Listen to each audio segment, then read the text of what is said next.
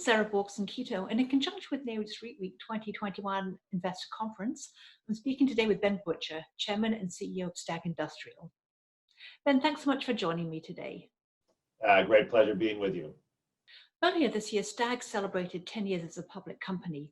Are there certain lessons or strategies learned over the past decade that you will apply as you look to the future path of the company?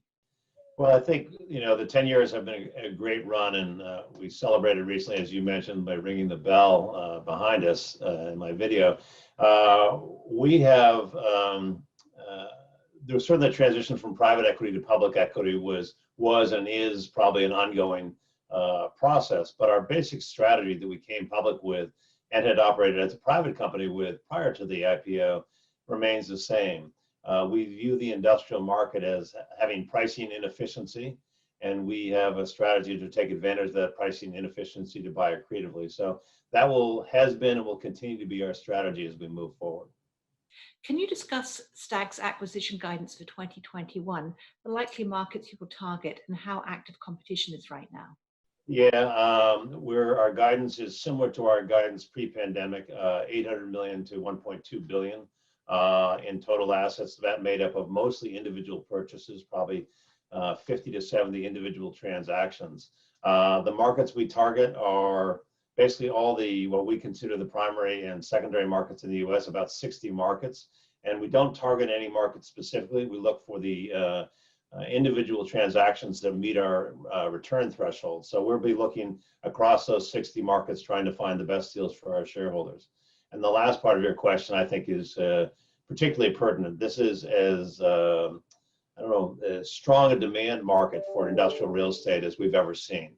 There are multiple bidders for anything that meets sort of whatever the thresholds are for institutional ownership pursuing assets. So we expect our hit rate, i.e. the number of deals that we buy compared to the number we underwrite, to be significantly lower this year than it was in prior years. The good news is that our people, systems, and processes are able to identify a sufficient number of assets to allow us to continue to buy at that volume, even though it is a more competitive market than it has been in the past. Do you see recent supply chain disruptions as having an impact on both the demand for industrial real estate and the way in which industrial assets are configured going forward? Sure. Well, I think the supply chain disruptions that have occurred in the past, the Japanese floods, the tsunami in Japan, make people rethink sort of just-in-time inventory. So it'll be a continuing or an additional a lever in shortening and fattening supply chains to make them more resilient. So you're seeing it as an additional demand driver, even without the impact of e-commerce. It'd be an additional demand driver for industrial real estate. So we're definitely seeing very strong and continued demand for our assets and for industrial assets generally.